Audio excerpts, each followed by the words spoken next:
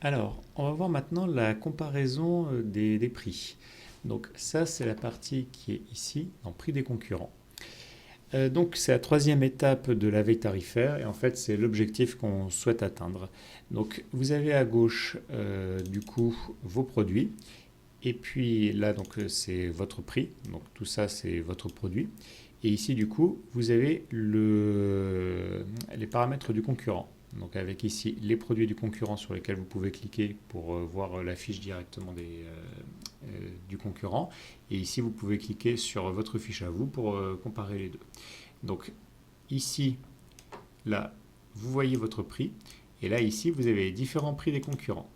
Donc quand ces prix sont verts, ça signifie que tout est bon de votre côté, c'est-à-dire que vous êtes moins cher. Ils se mettront en rouge lorsque vous êtes plus cher que le concurrent et ils se mettront en noir lorsque le prix est égal. Vous pouvez rapidement, grâce à ce tableau, modifier votre prix. Pour ça, vous double-cliquez ici sur votre prix, et vous le rentrez, et puis vous cliquez sur OK pour le modifier.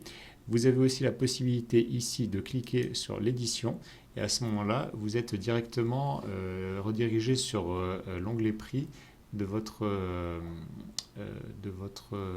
back-office. Voilà. Ou là, ici, vous pouvez peaufiner ça de manière un peu plus pointue. Toujours sur les prix ici, vous avez du coup un graphique qui vous montre du coup les différents prix des différents concurrents, avec ici du coup le vôtre que je vais enlever, et puis ici donc plusieurs évolutions de prix de concurrents, voilà, sur différents produits. Là ici vous voyez que vous pouvez parfois avoir le même produit, ouais, par exemple ici la vidéo plus France, vous voyez qu'en fait là ils ont changé de fiche produit. Si vous souhaitez suivre l'évolution d'un prix, ici, vous pouvez vous mettre en place une alerte mail en cliquant ici. Donc on verra après ce que ça fait. Alors remarquez quand même juste au passage que là, du coup, l'alerte mail met en place du coup une règle de prix. Voilà. Si je l'enlève, je vois qu'elle a disparu. Si jamais, donc là, quand on est dans ce panneau, ça signifie qu'on a déjà fait l'étape de correspondance des produits, c'est-à-dire que vous avez dit lequel des produits du concurrent correspondait à votre produit à vous. Si vous constatez qu'il y a une incohérence à ce niveau-là, cliquez ici et vous serez redirigé rapidement, enfin vous aurez une pop-up comme ça qui s'ouvrira et qui vous remettra du coup le panneau des concurrents et vous pourrez comme ça faire du coup des corrections. Voilà, pour changer du coup le bon produit. Hop. Donc là ici vous avez les différents concurrents. Ici vous voyez qu'il y a la date de dernière mise à jour du crawling. Vous avez la possibilité de faire moins de minimiser le temps que prend une analyse partielle grâce à ce petit outil-là.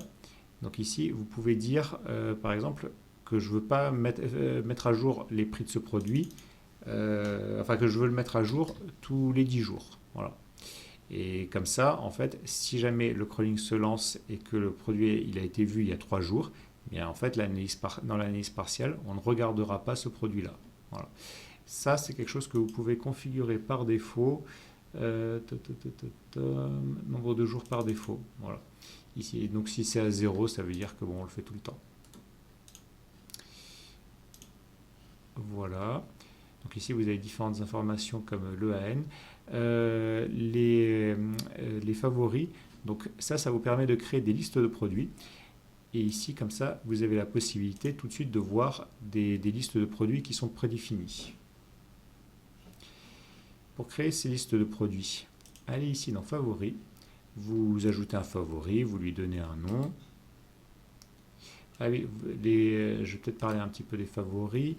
Les favoris. Vous voyez que là, vous leur donnez simplement un nom et vous cliquez sur Valider. Vous avez la possibilité de faire plein de choses avec les favoris pour associer rapidement des produits dans les favoris. Vous pouvez les associer par rapport à une catégorie, un fabricant, ajouter tout simplement tous les produits dans le favori, le faire par rapport du coup à une expression. Donc là par exemple, si je veux ajouter, bon enfin l'exemple là me semble être assez parlant. Ça c'est pour une liste d'idées donc qui est séparé, donc ici on vous le dit par des virgules. Ça c'est pour vider complètement la liste. Voilà. Donc vous cliquez là-dessus, il n'y a plus...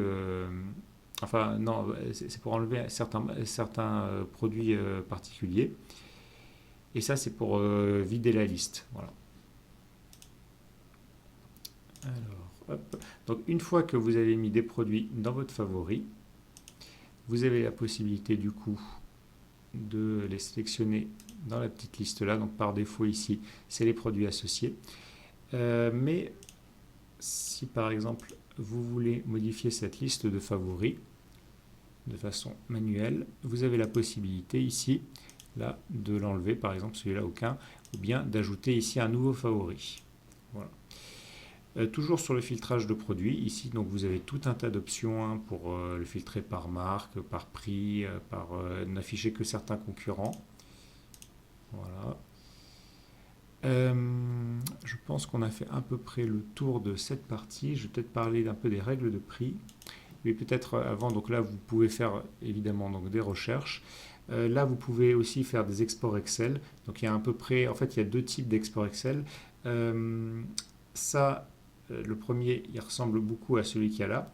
Ici, une ligne égale un de vos produits, c'est-à-dire que là, il y aura une ligne et oui, que là, il y aura une ligne et qu'en fait, tous ces produits-là et leurs prix seront mis sur des colonnes différentes. Voilà, donc, vous aurez 2 fois plus de colonnes qu'il y a de concurrents parce que sur la première colonne, du coup, on mettra le nom du produit et sur la deuxième, on mettra du coup le prix du concurrent. Et donc comme ça, vous aurez un export en ligne. Une fois que donc, vous avez ce tableau, il y a une chose qui est très intéressante de faire, c'est de mettre en place du coup des règles de prix afin d'automatiser vos prix. Là, vous voyez, par exemple, ici, on a utilisé cette règle qui permet du coup de se caler sur le concurrent. Et ici, il y a un paramètre d'être inférieur de X euros par rapport au concurrent. Et ce paramètre qui est une variable, ici, on va pouvoir le définir ici. Là. Donc là, ici, on a défini 1, ce qui signifie que du coup, on veut être au prix du concurrent, moins 1 euro. Donc là, vous voyez qu'il est de 4475 et que du coup, ça devient 4474. Et donc, c'est le 1 qui fait ça. Si j'avais mis 2, on aurait 4473. Voilà. On peut mettre plusieurs paramètres. Et si par exemple, ici, il y avait un deuxième paramètre, par exemple, la limite basse, eh bien, j'aurais mis là, par exemple, 4000. Comme ça, pour du coup dire qu'on ne doit pas descendre en dessous de 4000. Mais donc ces règles de prix, ici là, on peut en créer autant qu'on veut. Donc pour ça, on va dans règles de prix. Voilà. Donc vous ajoutez une règle de prix et ensuite il faut donc la programmer ici en PHP. Donc pour ça, je vous laisse voir un petit peu ici la documentation. En fait, en gros, vous avez des variables d'entrée, comme par exemple ici l'ancien prix, votre ancien prix, ici l'idée du produit, ici l'URL du concurrent, et puis là, ici, le prix du concurrent.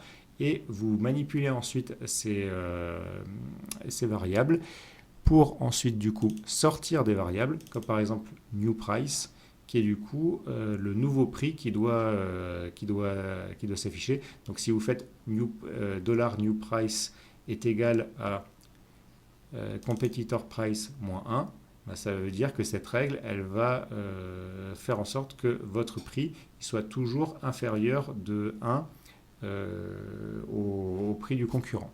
Voilà. Vous pouvez nous demander aussi ici de définir, de vous écrire des règles de prix. Bon, en général, c'est des choses qui ne sont pas très très compliquées, mais on accepterait de vous le faire. Par contre, là, à ce moment-là, on vous ferait un devis par rapport à ça. Souvent, il y a un prix fixe qu'on vous fait par rapport à ça. Vous pouvez en faire la demande si vous voulez le connaître. Une fois que du coup, vous avez ici donc, défini votre règle de prix, ce que vous faites, c'est que du coup, vous allez l'associer donc, soit manuellement comme on a vu, c'est-à-dire que là, vous utilisez du coup le petit gouvernail, vous sélectionnez la règle de prix que vous voulez, vous mettez un argument éventuellement, et là ici, vous cliquez sur OK pour l'ajouter. Vous pouvez mettre autant de règles de prix que vous voulez. Ici, vous pouvez appliquer la règle de prix à plusieurs produits ou la supprimer du coup d'un favori. Après, ici, vous voyez que si vous cliquez ici et que vous ne mettez rien dans favori, ça va supprimer de tout, et cette règle de prix, elle sera supprimée absolument partout. Voilà. Et vous pouvez aussi restreindre ça par concurrent, effectivement. C'est le même principe ici.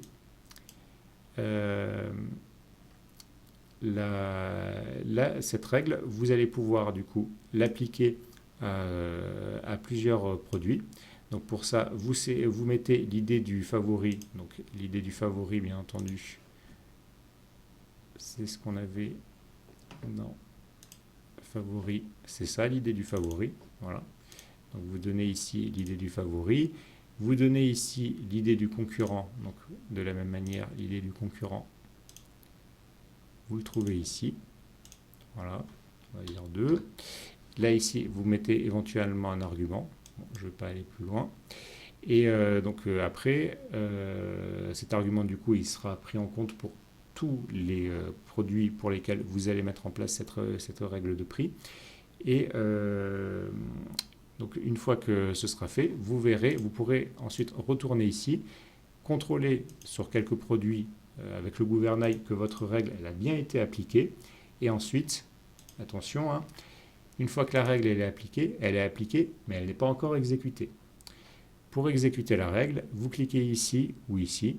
Donc la différence, c'est que là, toutes les règles vont être exécutées en même temps.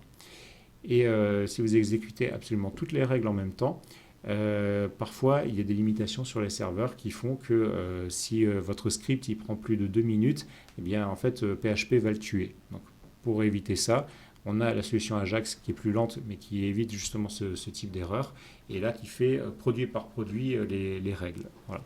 Vous pouvez vous mettre des petits debugs sur les règles avec des échos en PHP pour afficher des éléments. Ici, là, vous avez la possibilité de supprimer la totalité des règles. Et là, vous pouvez exécuter du coup l'ensemble des règles sur un produit particulier. Voilà. Ça vous permet comme ça de tester sur un produit si ça marche bien avant de lancer les règles sur la totalité. Alors, pour rappel, vous n'êtes pas forcément obligé ici d'exécuter régulièrement vos règles, tout simplement parce que à la fin des crawlings, si vous laissez l'option par défaut, les règles s'exécutent justement, elles sont lancées. C'est exactement comme si on cliquait ici, quoi. C'est-à-dire que les règles elles vont de toute manière se lancer à la fin des crawlings. Et vous avez aussi la possibilité de mettre en place sur votre site internet donc le cron ici pour les règles de prix, si vous voulez que les règles de prix elles soient exécutées une fois par jour. Et pour les historiques de prix, si vous voulez vraiment avoir un point sur le graphique par jour, par exemple, eh bien à ce moment-là, vous mettez du coup ce cron une fois par jour et ça va créer un point sur le graphique à chaque fois.